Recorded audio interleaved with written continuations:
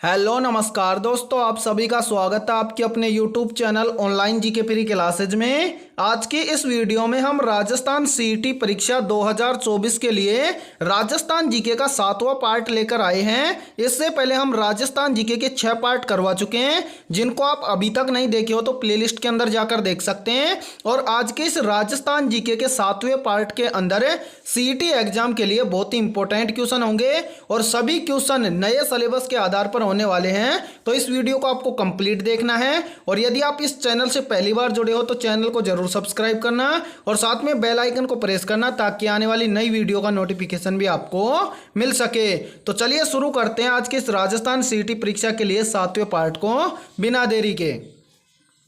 तो आज के इस वीडियो का पहला प्रश्न है आप सभी के सामने, निम्नलिखित में से कौन सा राजस्थान का एकमात्र संभाग है जिसमें पूर्ववर्ती जिले रखे गए हैं। ऑप्शन ए है बीकानेर, ऑप्शन बी है कोटा, ऑप्शन सी है अजमेर और ऑप्शन डी है भरतपुर। तो इन चारों में से आपको करेक्ट आंसर बताना है कि कौन सा राजस्थान का एकमात्र संभाग है जिसमें पूर्ववर्ती जिले रखे गए हैं। तो आप सभी का करेक्ट आंसर हो जाएगा ऑप्शन है बी, यानी कि इन सभी में से राजस्थान का एकमात्र संभाग है जो है कोटा संभाग, जिसके अंदर पूर्ववर्ती जिले रखे गए हैं। तो राइट आंसर हो जाएगा सभी का ऑप्शन है बी। तो चलिए अगला प्रश्न देखते हैं। सेकेंड प्रश्न है आप सभी के सामने, किस नदी पर ईस्ट वेस्ट कॉरिडोर के अधीन हैंगिंग ब्रिज बनाया जाना प्रस्तावित है। ऑप्शन ए है बनास नदी पर है, ऑप्शन बी है चंबल नदी पर है, ऑप्शन सी है काली सिंध नदी पर है और ऑप्शन डी है लूनी नदी पर है। तो इन चारों में से आपको करेक्ट आंसर बताना है कि किस नदी पर ईस्ट वेस्ट कॉरिडोर के अधीन हैंगिंग ब्रिज बनाया जाना प्रस्तावित है। तो आप सभी का करेक्ट आंसर हो जाएगा ऑप्शन है बी, यानी कि चंबल नदी पर ईस्ट वेस्ट कॉरिडोर के अधीन हैंगिंग ब्रिज बनाया जाना प्रस्तावित है। तो राइट आंसर कर लेंगे सभी ऑप्शन है बी। तो चलिए अगला प्रश्न देखते हैं। तीसरा प्रश्न है आप सभी के सामने, राजस्थान में इंद्रप्रस्थ औद्योगिक क्षेत्र कहाँ स्थापित है। ऑप्शन ए है बीकानेर में, ऑप्शन बी है जयपुर में, ऑप्शन सी है कोटा में और ऑप्शन डी है उदयपुर में। तो इन चारों में से आपको करेक्ट आंसर बताना है कि राजस्थान में इंद्रप्रस्थ औद्योगिक क्षेत्र कहां पर स्थापित है। तो राइट आंसर की बात करूं मैं तो इस प्रश्न का राइट आंसर हो जाएगा सभी का ऑप्शन है सी, यानी कि राजस्थान में इंद्रप्रस्थ औद्योगिक क्षेत्र है ये कोटा में स्थापित है। तो राइट आंसर हो जाएगा सभी अभ्यर्थियों का ऑप्शन है सी। तो चलिए अगला प्रश्न देखते हैं।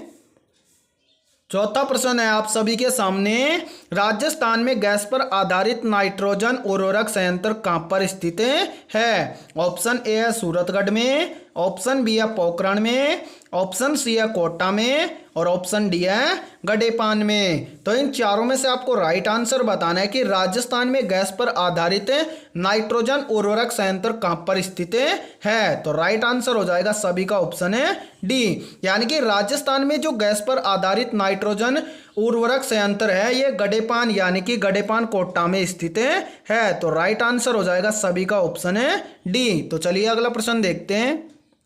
पांचवा प्रश्न है आप सभी के सामने, बड़े देवता जी की हवेली बीती चित्तर कहां पर स्थित है। वेरी वेरी इंपॉर्टेंट प्रश्न है ये।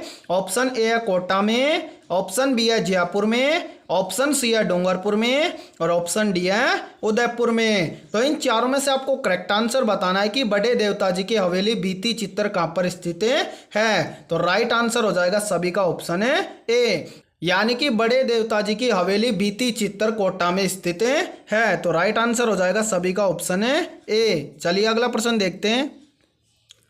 छठा प्रश्न है आप सभी के सामने, निम्नलिखित में से कौन सा जिला अजमेर संभाग में नहीं आता है। ऑप्शन ए है केकड़ी, ऑप्शन बी है भीलवाड़ा, ऑप्शन सी है ब्यावर और ऑप्शन डी है शाहपुरा। तो इन चारों में से आपको करेक्ट आंसर बताना है कि कौन सा जिला अजमेर संभाग में नहीं आता है। तो आप सभी का राइट आंसर हो जाएगा ऑप्शन है बी, यानी कि इन सभी में से जो भीलवाड़ा जिला है ये अजमेर संभाग में नहीं आता है। तो राइट आंसर हो जाएगा सभी का ऑप्शन है बी। और यदि ये वीडियो आपको पसंद आ रही है तो इस वीडियो को लाइक कर दो और यदि आप इस चैनल पर पहली बार जुड़े हो तो चैनल को कर लो सब्सक्राइब और बेल आइकन को प्रेस करना ताकि आने वाली और नई वीडियो का नोटिफिकेशन भी सबसे पहले आपको मिल सके। तो चलिए अगला प्रश्न देखते हैं। सातवां प्रश्न है आप सभी के सामने, अजमेर संभाग में कुल कितने जिले हैं। ऑप्शन ए है 4, ऑप्शन बी है 5, ऑप्शन सी है 6 और ऑप्शन डी है 7। तो आप सभी को करेक्ट आंसर बताना है कि अजमेर संभाग में कुल कितने जिले हैं। तो आप सभी का करेक्ट आंसर हो जाएगा ऑप्शन है डी, यानी कि अजमेर संभाग के अंदर कुल 7 जिले हैं। तो राइट आंसर हो जाएगा सभी का ऑप्शन है डी। तो चलिए अगला प्रश्न देखते हैं। 8वां प्रश्न है आप सभी के सामने और बहुत ही इंपॉर्टेंट प्रश्न है ये, यानी कि हर बार हर एग्जाम के अंदर नृत्य से संबंधित प्रश्न पूछे जाते हैं। तो 8वां प्रश्न है कि चरी नृत्य किससे संबंधित है। ऑप्शन ए है गुजरों से, ऑप्शन बी है भीलों से, ऑप्शन सी है गरासियों से और ऑप्शन डी है कालबेलियों से। तो इन चारों में से आपको करेक्ट आंसर बताना है कि चरी नृत्य का संबंध किससे है। या फिर इस प्रश्न को ऐसे भी पूछ लिया जाता है कि चरी नृत्य का संबंध किस समुदाय या किस जनजाति से है। तो आप सभी का करेक्ट आंसर हो जाएगा ऑप्शन ए, यानी कि जो चरी नृत्य है इसका संबंध है गुजरों से। तो राइट आंसर हो जाएगा इस प्रश्न का ऑप्शन ए। तो चलिए अगला प्रश्न देखते हैं।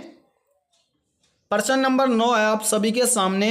राजस्थान में 1857 की क्रांति का केंद्र कहाँ था। ऑप्शन ए है जयपुर में, ऑप्शन बी है जैसलमेर में, ऑप्शन सी है श्री गंगानगर में और ऑप्शन डी है नसीराबाद में। तो आप सभी को इन चारों में से करेक्ट आंसर बताना है कि राजस्थान में 1857 की क्रांति का केंद्र कहाँ था। तो आप सभी का करेक्ट आंसर हो जाएगा ऑप्शन है डी, यानी कि राजस्थान में 1857 की क्रांति का केंद्र था नसीराबाद में। और याद रखना जो ये नसीराबाद है ये वर्तमान में अजमेर के अंदर स्थित है। तो राइट आंसर हो जाएगा आप सभी का ऑप्शन है डी। और इसको याद रखना कहाँ पर स्थित है ये नसीराबाद, तो ये आपका अजमेर जिले के अंदर स्थित है। राइट आंसर ऑप्शन है डी। तो चलिए अगला प्रश्न देखते हैं। प्रश्न नंबर 10 है आप सभी के सामने। निम्न में से फल्गुबाई संबंधित है। या फिर इस प्रश्न को इस प्रकार से भी पूछ लिया जाता है कि फल्गुबाई का संबंध किस नृत्य से है। ऑप्शन ए है भवाई नृत्य से, ऑप्शन बी है चरी नृत्य से, ऑप्शन सी है कालबेलिया नृत्य से और ऑप्शन डी है तेरे ताली नृत्य से। तो जल्दी से बताओ इस प्रश्न का आंसर कमेंट सेक्शन में कि फल्गुबाई किस नृत्य से संबंधित है। तो आप सभी का करेक्ट आंसर हो जाएगा इन चारों में से ऑप्शन है बी, यानी कि फल्गुबाई का संबंध है चरी नृत्य से। तो करेक्ट आंसर हो जाएगा सभी का ऑप्शन है बी। तो चलिए अगला प्रश्न देखते हैं। 11वां प्रश्न है आप सभी के सामने। परोपकारिणी सभा की स्थापना किसने की थी। ऑप्शन ए है केसरी सिंह बारठ ने, ऑप्शन बी है स्वामी दयानंद सरस्वती ने, ऑप्शन सी है हरिविलास शारदा ने और ऑप्शन डी है ठाकुर गोपाल सिंह खारवा ने। तो इन चारों में से आपको करेक्ट आंसर बताना है कि परोपकारिणी सभा की स्थापना किसने की थी। तो आप सभी का करेक्ट आंसर हो जाएगा ऑप्शन है बी, यानी कि परोपकारिणी सभा की स्थापना की थी स्वामी दयानंद सरस्वती ने। तो राइट आंसर हो जाएगा सभी अभ्यर्थियों का ऑप्शन है बी। तो चलिए अगला प्रश्न देखते हैं। 12वां प्रश्न है आप सभी के सामने। प्राचीन राजस्थान की मूर्ति कला का प्रतीक नाद की शिव प्रतिमा किस जिले में प्राप्त हुई है। ऑप्शन ए है अजमेर में, ऑप्शन बी है चित्तौड़ में, ऑप्शन सी है उदयपुर में और ऑप्शन डी है कोटा में। तो इन चारों में से आपको राइट आंसर बताना है कि प्राचीन राजस्थान की मूर्ति कला का प्रतीक नाद की शिव प्रतिमा किस जिले में प्राप्त हुई है या किस जिले से प्राप्त हुई है। तो आप सभी का करेक्ट आंसर हो जाएगा ऑप्शन है ए, यानी कि प्राचीन राजस्थान की मूर्ति कला का प्रतीक नाद की शिव की प्रतिमा अजमेर जिले से प्राप्त हुई है। तो राइट आंसर हो जाएगा सभी अभ्यर्थियों का ऑप्शन है ए। तो चलिए अगला प्रश्न देखते हैं। 13वां प्रश्न है आप सभी के सामने।